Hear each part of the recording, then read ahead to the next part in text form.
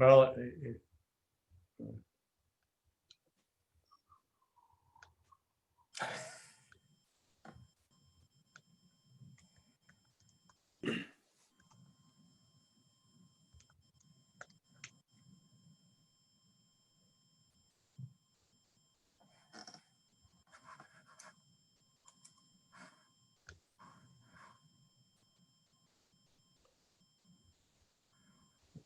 well, welcome everybody, and we're just going to give just a couple of minutes. There's still some people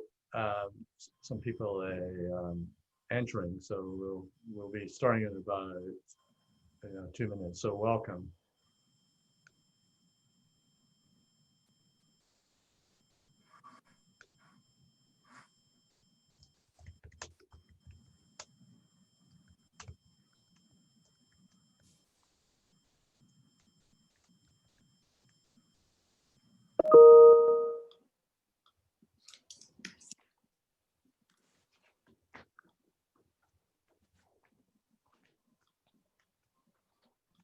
Yes, Subodh.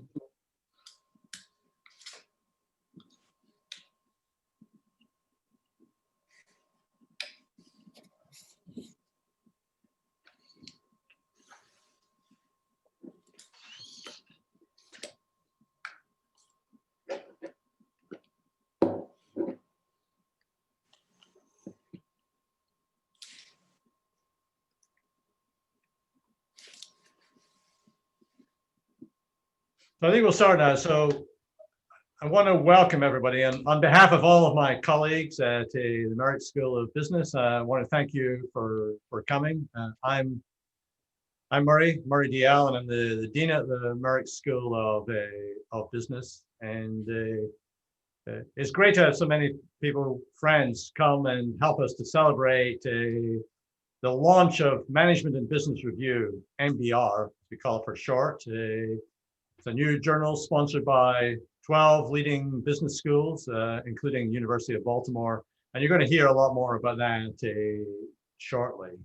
Now, I know in this audience, we have as well as our, faculty, staff, some students from University of Baltimore. We're also joined by quite a few of our friends, partners from the business community. So thank you for coming. And also I recognize, just looking at our list, some of my fellow deans from business schools. In fact, I've done the East Coast. So again, thank you very much for coming.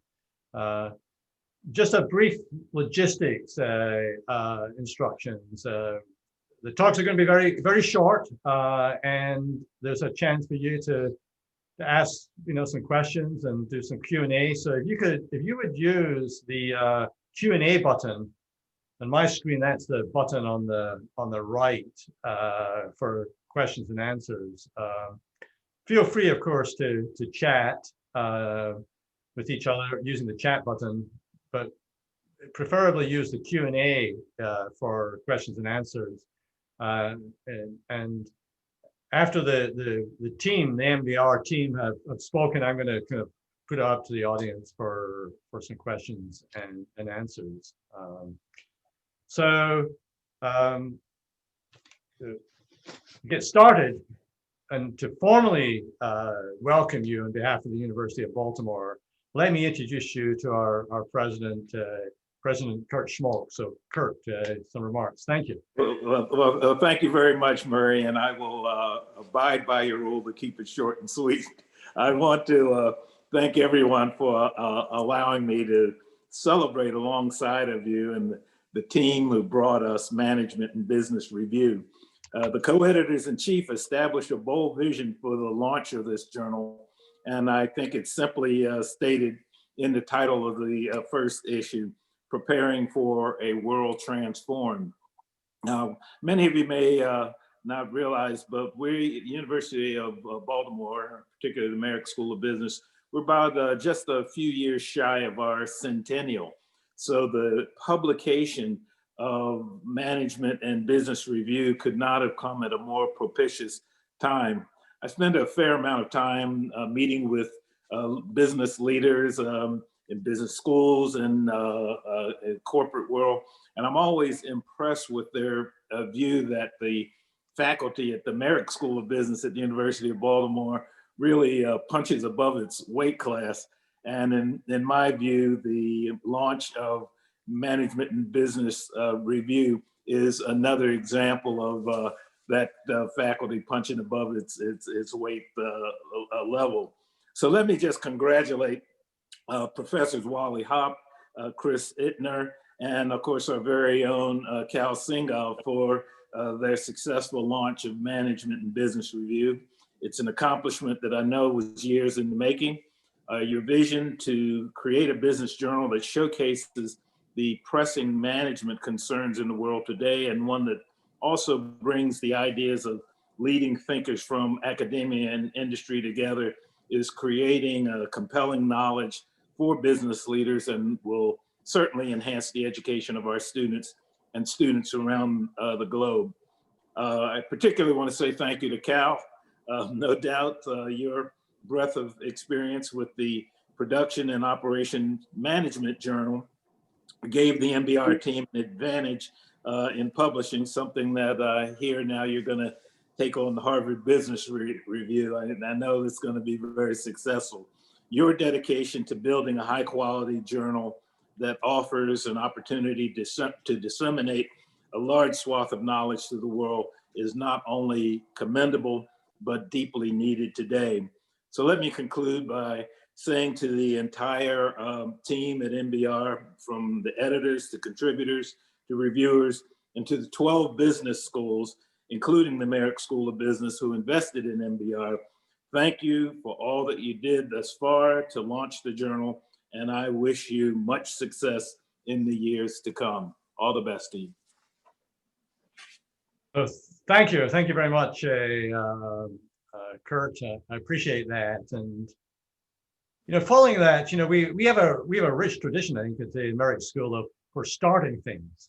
We're 2 out of the 4 most prominent journals in entrepreneurship were actually started at the Merrick School, and we still actually today have a rich tradition of providing really thought-provoking thought leadership in that area.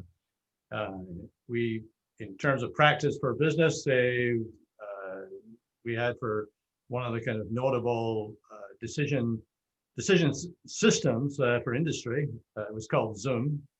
That was gone with millions of businesses. When Zoom went public, I thought I could retire, but Jay had told me that her software was still going, and but probably under other names now. But we also in 1997 we launched the first online MBA, and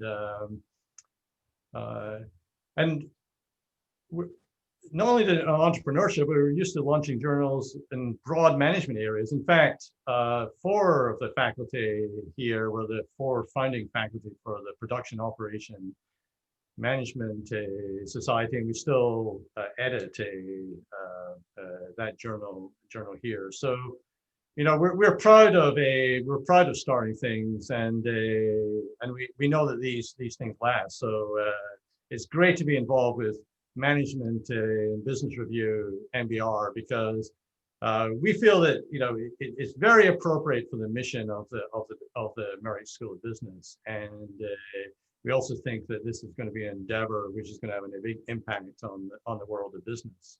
It's very important for us because I think there are 3 things that we stand for. We stand that learning should be useful, that learning should be accessible, and that learning should be relevant. And learning being useful is very important for us because obviously they are, most of our students, as President Schmolke pointed out, are working adults. And so what they value in the classroom is they value being able to take what they learn in the classroom and try it out at work, and then come back and have further discussions on it. And MBR I see as a kind of great platform for extending learning for our students from the classroom, but also for our alumni, many of whom of you are here, for keeping that useful learning going in the world of work. We also believe that learning should be accessible. And I have to confess that when I first became a dean, I actually did give a talk called Errors I Made or Bad Advice I Gave as a Consultant because I did not read the academic literature.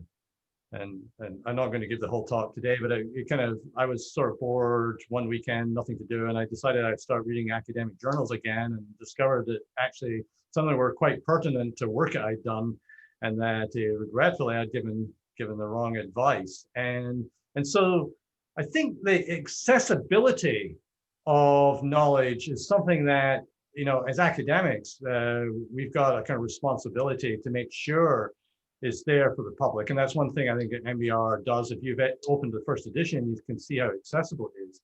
But also that in the world of business is accessible also to academics so that we're writing about the right things, which is the last point of our mission, that the learning has to be relevant. And we talk about this in academic community quite a lot, but I think today it's even more important.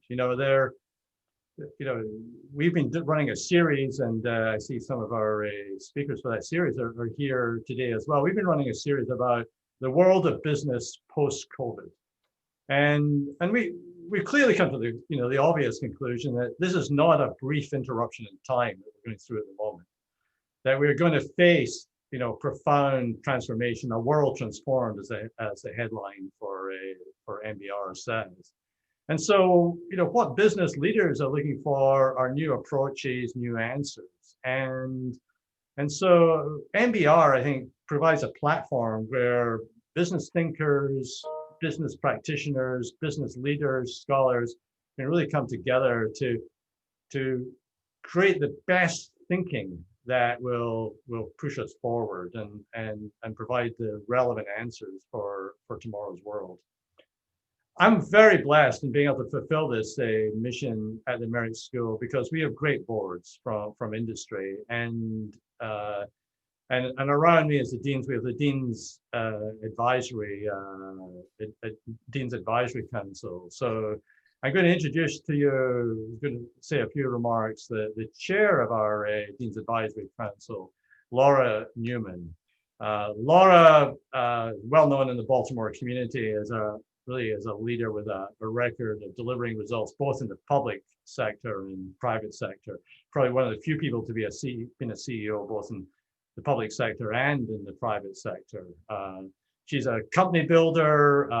She's built businesses it started from 17 million and go sell for 230 million. And so she works and mentors now with a lot of early stage and startup companies. She's a frequent speaker, a guest lecturer on leadership and entrepreneurship, governance. She's well loved by our students because she comes and speaks with us as well. So Laura, thank you very much for coming. Thank you. Thanks for having me, Murray. It's a pleasure to be here today. Honestly, I'm honored to chair the Dean's Advisory Council. And candidly, I'm honored to be in such an esteemed group today. Thank you. It's been a pleasure to work with everyone at the University of Maryland, especially Dean Dial and President Schmoke. I don't mean to embarrass the former mayor, but for a kid who grew up in Baltimore City, it's a special honor to be on the panel with him today. So I come to this conversation from a slightly different perspective than probably many of the folks on the call today. I was never an academic. That path wasn't really available to me. And as many of you know, I earned a master's in business administration without finishing high school or college. But the time between dropping out of high school and starting a career, those were the most formative years in trying to understand business. So I didn't have the traditional foundation, but I very much wanted a career in business. So obviously, I had a lot to learn. I was kind of trying to get up the learning curve in a different way. So, what I did instead of having that traditional foundation was instead I relied on other sources of information. And I love talking about this because, I know I'm not alone in this. There are many of us out there who have turned to non-traditional sources of information. First, it was the library for me, but in business, It was publications and journals and magazines. A lot of that information is really where I had to turn to be prepared to have a meaningful role in the business community. That's what makes today so special for me. This is just an incredible honor for me. You know, having had that experience of turning to sources of information and now being able to talk about, you know, this one is just incredible. You know, when Murray first approached me about it, I was like, I didn't know if I had anything to contribute. And then I went through and read the publication and I thought, oh my goodness, this is exactly what I typically turn to really understand the issues in business. And, you know, there's a lot of content out there today. And I personally believe that a lot of it has become quite surface. You know, it's easy to push content out and we've gotten comfortable with that. But what's missing is comprehensive, thoughtful content. And that's what's different here. So, you know, as I read through the articles, I was so impressed with the depth and the perspective. I do think that not only is there room for this, but there's an imperative for this today. So I thank you for taking the effort and bringing this out into the world. Your publication for sure stands out from everything else out there. It is above the rest. The quality is exceptional. It's thorough, thoughtful, and well-researched. And I can't thank you enough for bringing it into the world. It's a service to all of us. Thank you. Thank you very much, Laura. I really appreciate your remarks. And now I really would like to start introducing the team and you know, first off, he's going to introduce his colleague, say a few remarks, and then introduce his colleagues. Is Dr. Wally Hopp, who's from the University of Michigan, and Wally is a very prominent. Would you like to describe yourself as a operational scientist who's an engineer by training, but as I don't make personal commendations of many of my colleagues. I personally commend Wally's article. He's got, he's an academic who is writing really on the edge of some very important topics and applying data analytics and operations to some really fundamental problems. And he's somebody I really respect, and so I'm really pleased that he could come here. He also is the director of the online MBA at University of Michigan, but most important for today, he's one of the editors-in-chief of Management Business Review. So please, Wally, it's over to you. Thank you.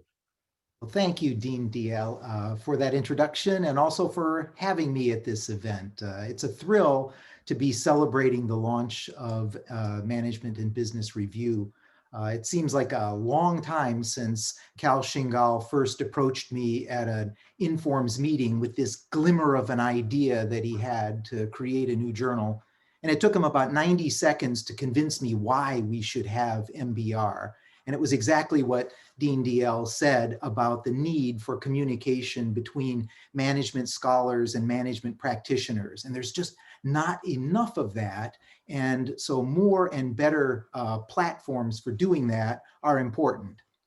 The question that Cal and I talked about for years after that first meeting was how to do it. And Cal correctly pointed out in that first meeting that it all depends on credibility. The publication has to have a high level of credibility in order to attract the best thinkers to write articles for it and to convince people who need the information to read it. So achieving credibility is fine if you have 100 years to do it because you can get it through just age, but to do it quickly, Cal pointed out that we need to build on the reputations of other institutions and people. So he started by recruiting me and the Ross School of Business as the first co-sponsor along with the University of Baltimore, and then gradually collected up to our 12 co-sponsoring schools. So those institutions gave the journal some credibility, but it also gave it sort of an open access feel to it since it wasn't owned by any single institution. But more than that, Cal recruited 300 editors and advisors from all the top business schools and many top companies to be part of our editorial and advisory board. So this gave us a structure that was both highly credible because we had so many leading thinkers as part of our board, but also gave us a very diverse perspective because we have a number of department editors who can seek out and accept articles for the journal independently. So it's not dominated by the editors in chief. It is very much a collective effort. So think of this as sort of an open source platform for information sharing that we've all created. And now that it's out there and owned, we can grow this thing into something very influential and very important.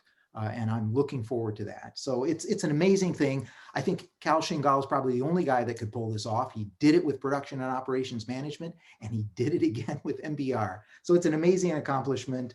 Congratulations, Cal. I'm delighted that we're here today. Okay, before I turn it over to Chris to make some remarks, I want to recognize some people. You can go on our website and read about those 300 editorial people, but I want to recognize some people who are critical to the staff of MBR, who are, most of, I think, are here today. So first of all, Sushil Gupta is MBR's Chief Operating Officer. Sushil manages all of our administrative tasks.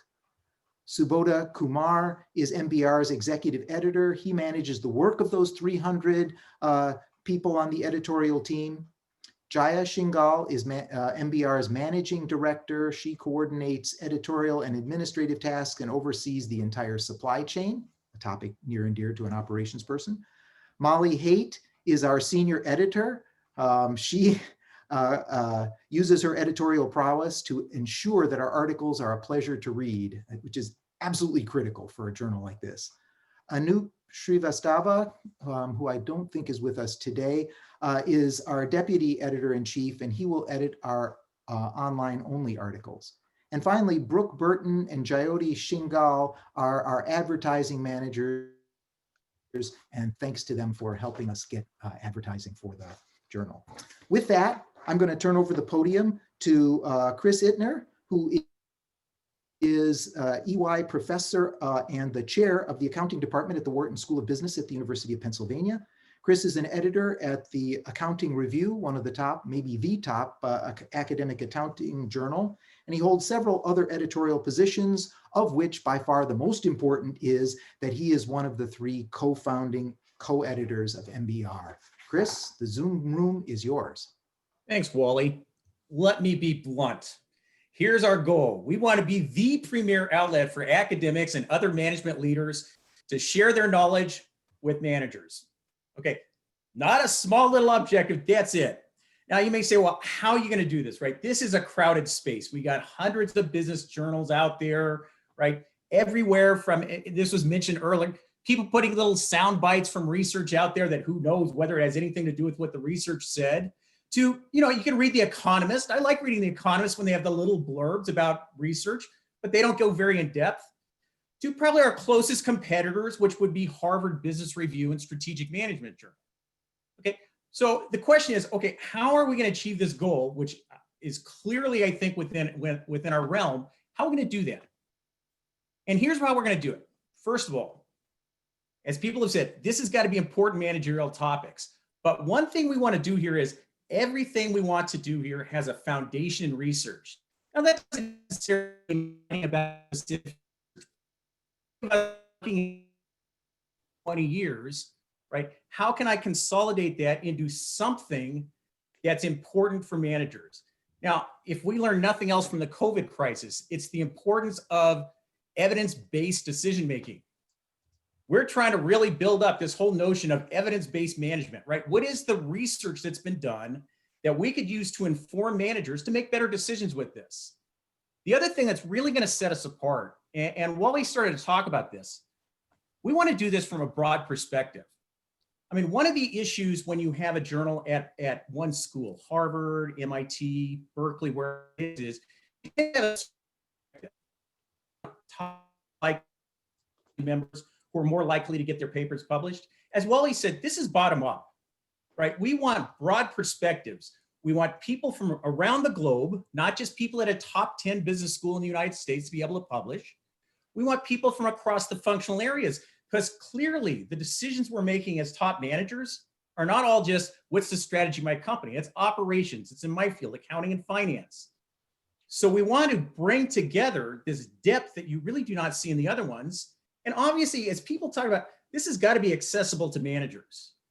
Now, you may say, well, managers just go read the academic journals. To be perfectly honest, even I can't read some of the academic journals in fields that aren't mine. So part of the challenge we face, and it's a good thing for us as academics to try to do this, can we write for real world people, right? How can we translate what we're doing into things that are actionable for management? And we think by doing that, evidence-based research, right? Very broad-based, crosses functional areas, crosses geographies, and making it very accessible to managers, that we are going to be able to become number one. Okay, that's great. Now, how will we do this? First, get any top management thinkers. They could be consultants, they could be people in practice to help share their knowledge.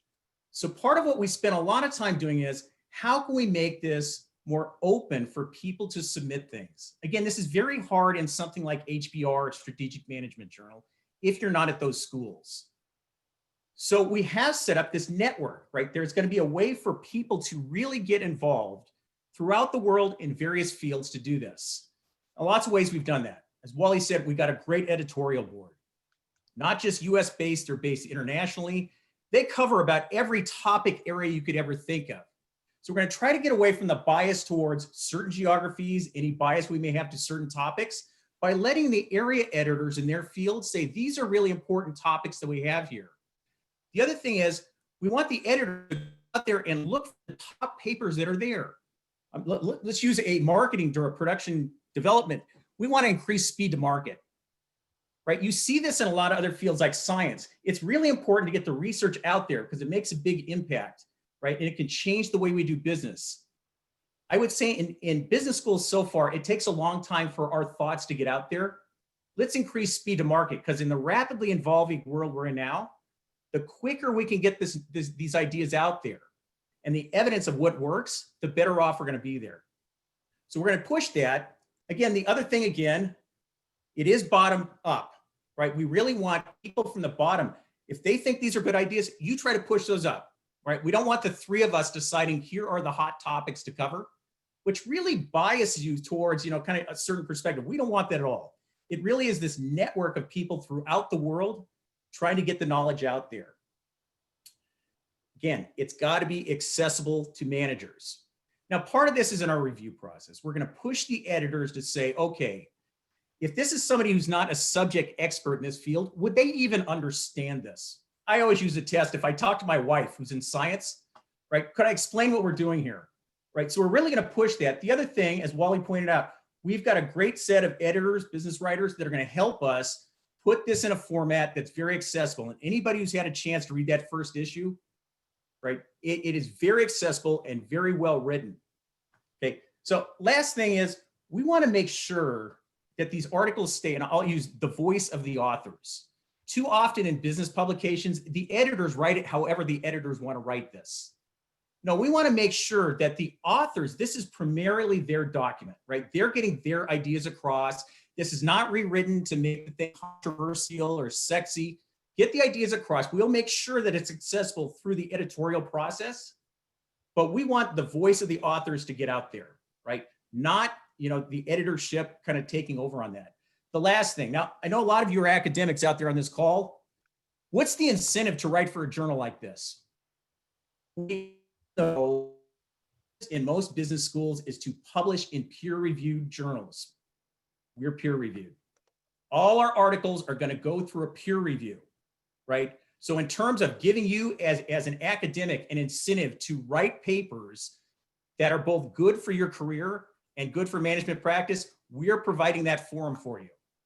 So again, I think if any of you had the chance to read the first article or the first issue, you can see these things. This is what we want to do. And we have a strong foundation going forward to keeping up this focus on evidence-based papers, right? A lot of practitioner input. a lot of input from people around the world, and are very accessible to management. And with that, I want to turn it over to Colin because he's really the man who has put this together, and let him talk a little bit about this journal that is his baby.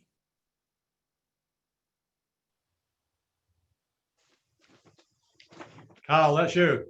Yes, yes, yes. Thank you, Chris. Well, let me first position this journal in the context of history. It was in 1881 that first business school was established at Chris Hittner's, the Wharton School of the University of Pennsylvania. Most of the education was trade education for decades.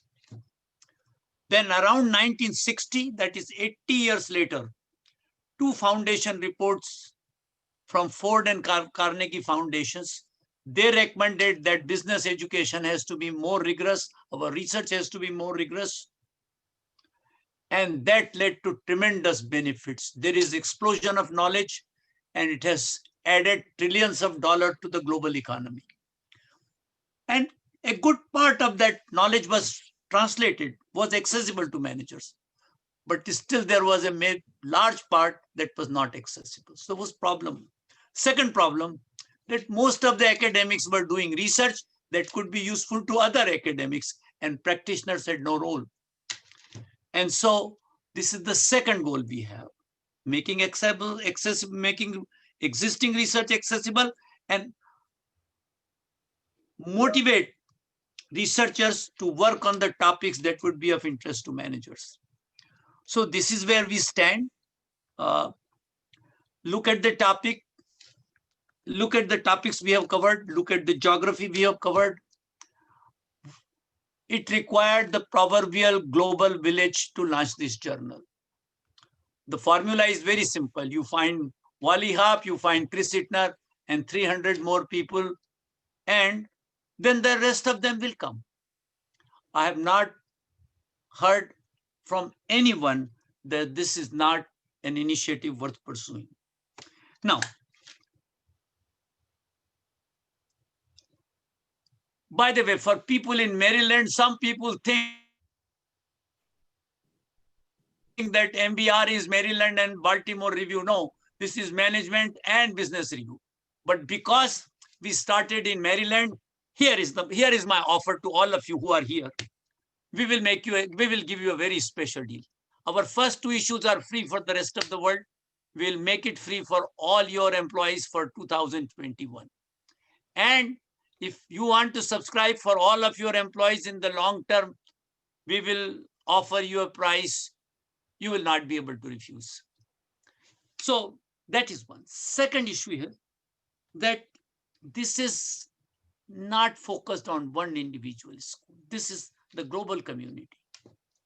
One of the top schools 30 years ago, I think it was Chris Hittner's school, they tried to launch a journal to compete with Harvard Business Review. And it was very difficult because it required investment, it required attracting articles. And then on the top of it, people just don't want to write practitioners' article because their dean doesn't give them enough credit. You want to publish in peer-reviewed journal. So we created this model.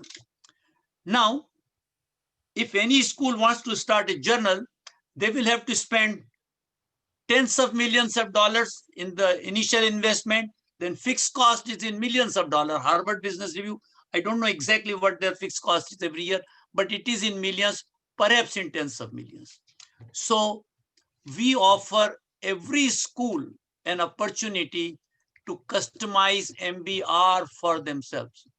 They can take our MBR, add additional content, and they can have their own MBR. There'll be no initial investment. There'll be no fixed cost. We'll take care of all of it, and we'll offer you very attractive price. And then I spoke to some deans about it. And the dean said, yeah, your prices are very attractive, but because of COVID-19, we just ran out of money.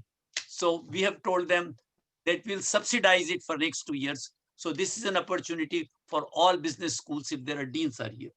We can similarly customize it for companies. So they can add their content compared to in line with their mission. So this is where we stand. And By the way, one more thing. Everybody talks about the Harvard Business Review. The moment I say MBR, oh, so Harvard Business Review. Even Harvard Business Review editor called me, what are you planning to do? He was very curious. So I gave him a response that made him very happy, because that is the true response. We are not competing with anyone. We are creating a new space.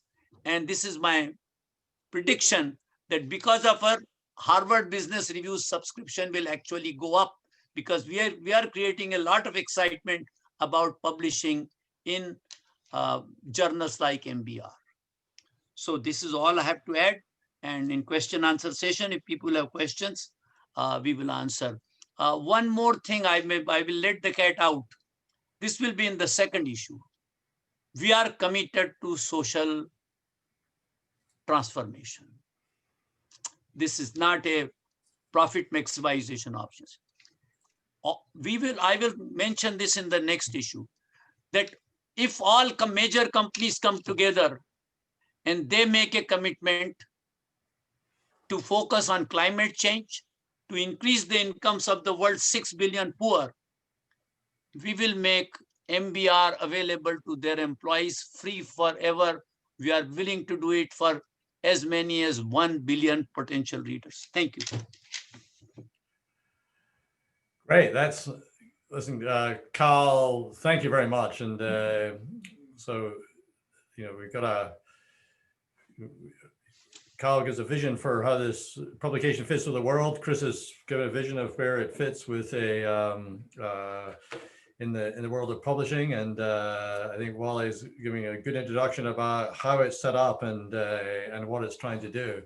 Let me ask you, just Carl, triggering from what you just said about the next edition was going to talk about social transformation, and when I looked through the first edition, you cover a lot of areas. So I'm thinking, what could possibly be left to talk about?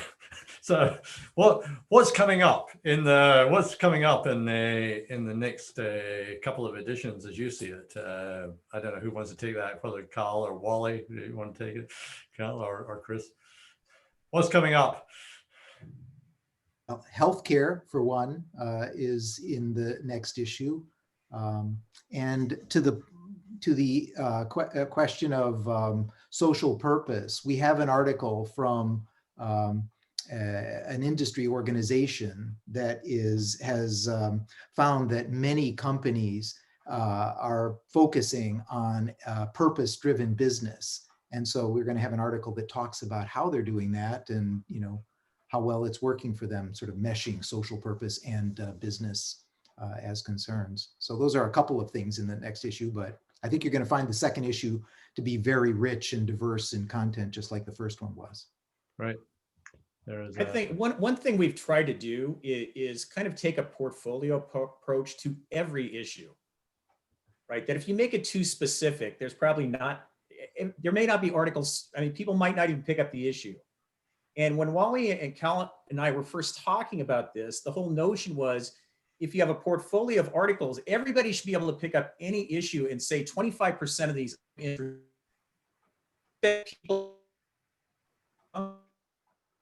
that it's on a very narrow topic, every single article, that people don't find something of interest. So every single one, you're going to see some of that in it. That's great. And so I'm wondering how this starts off as a sort of practical question, but I see it as a somewhat more profound question. Okay, so the practical question is as deans, we know how to sort of encourage faculty to, and the word is only encourage. That's all you can do as a dean, encourage faculty around publishing. But for I'm thinking I can see my business colleagues here and many of whom we've had as guests in our speakers or interview sessions have got really sort of good thinkers about business.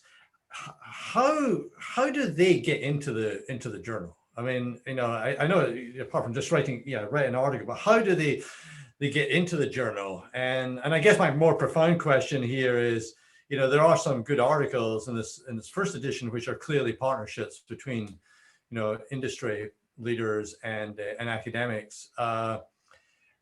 What should we be doing to facilitate that practically so that we can make that happen? So how if I'm a business thinker, leader, but not an academic, do I get in? And then, but how do we facilitate business thinkers and academics actually working together? Well, I think a lot of us, we use lots of speakers in our classes, right? There's a lot of, as we see here, look at all the interactions you have at the University of Baltimore with the real world, right? Now that we have a forum for that, right? I think there's a lot more opportunity. Let's just start the discussion. We have a forum, work together on important issues, talk about important issues. I think a lot of us as academics really like the collaboration with the real world, and the more we can push this. But I think having a forum where now we could say, hey, look, you're my guest speaker, we have these common interests, let's write an article together, makes it a lot easier to get those things started. Just get the conversation started. We know the forum is there. So we're not doing something that doesn't have an outlet. We know it's got an outlet, and we know it's got a good readership for it. Right, good. So to follow on to that, Murray, the three of us obviously are willing to work with people from industry who are interested in publishing a paper, and we can give guidance. But we have this 300 strong editorial boards. There are people from all institutions and walks of life on our editorial board that would be happy to work with and help a person who's not familiar with the publishing process to craft an article that would be appropriate for MBR. So that's part of the reason we have such a diverse and multidisciplinary advisory and editorial board. That's that's good. That's good advice. And one of the things can I ask you? This may sound a really dumb question, okay? I'm going to ask you, what is evidence-based research? And without having to give me a whole, because because I think it'd be worth explaining to our audience what we really mean by this. Is this a set of very rigorous analytical devices that is required in every article, or what do we really mean by evidence-based research? I think what we mean is we want it to have not that it's a hardcore research article, but the ideas in it have some foundation in research. That doesn't have to be mathematical research. It could be qualitative research. It could be the experience of managers in companies, right?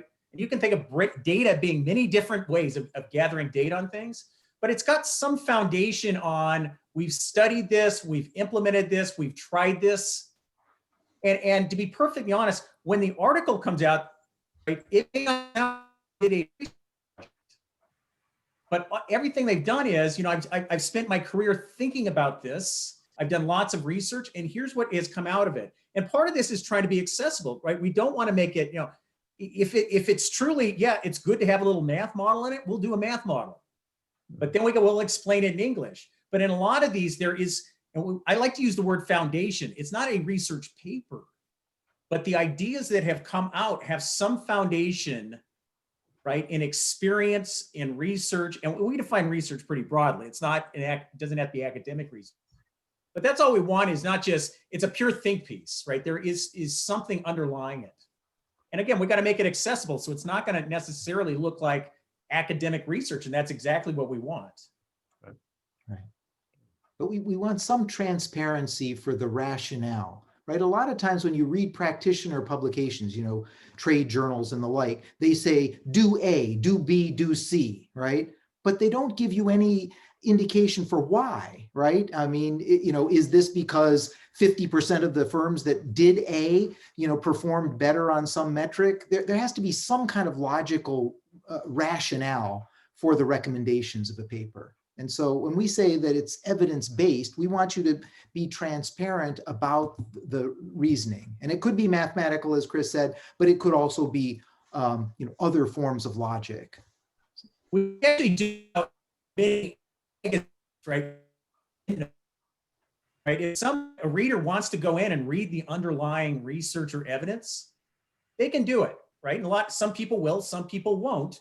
But again, it's going with Wally's. Here, we'll be transparent about how did somebody come up with these ideas that ended up in the article.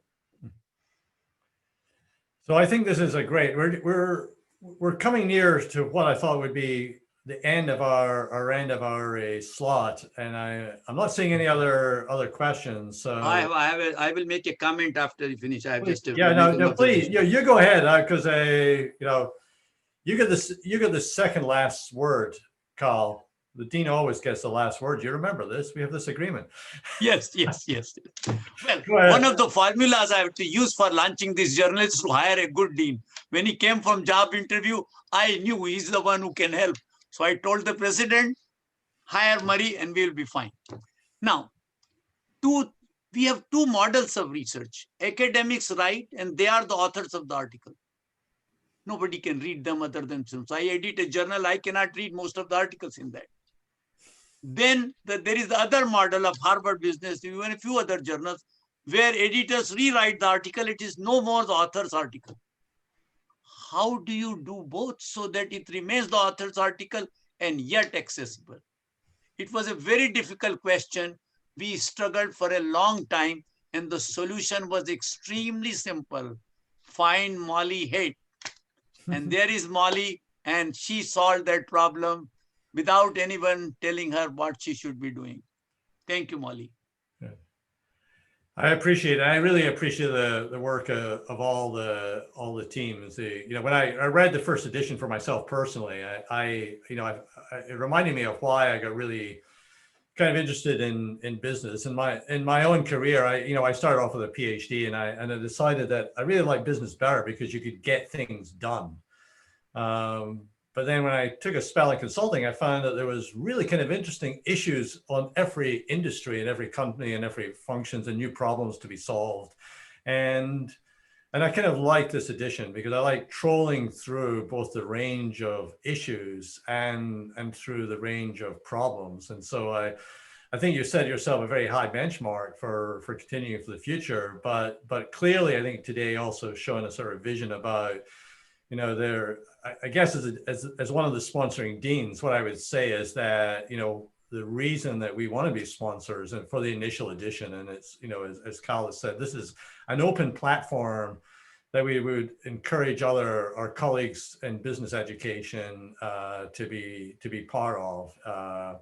Because I think it gives us a real vehicle for exploring really interesting issues. And that's kind of the reason we also like teaching as well. We like teaching these topics. We like teaching approaches to this. We like seeing new solutions to problems that even come up from our students and from our business colleagues who we work with. So this is a great contribution, and I appreciate it. So, Carl, thank you very much. I know you put such a huge effort into this, and Wally and Chris as the editors in chief, and Molly and your team, the Jaya, Joyati, Sabotkar, Kamar, Brooke. Thank you so much, and thank you also for all of you for being with us. If this were live, which we had intended to do, we would have had a champagne, but because it's noon, I had to put my scotch into a coffee cup. So I'm going to toast you. And so in Slanjava, that's what we say in Scotland. So congratulations. Thank you. Okay. So thank you, everybody. And we will be, make sure you click for new editions. Thank you, panelists. Thanks.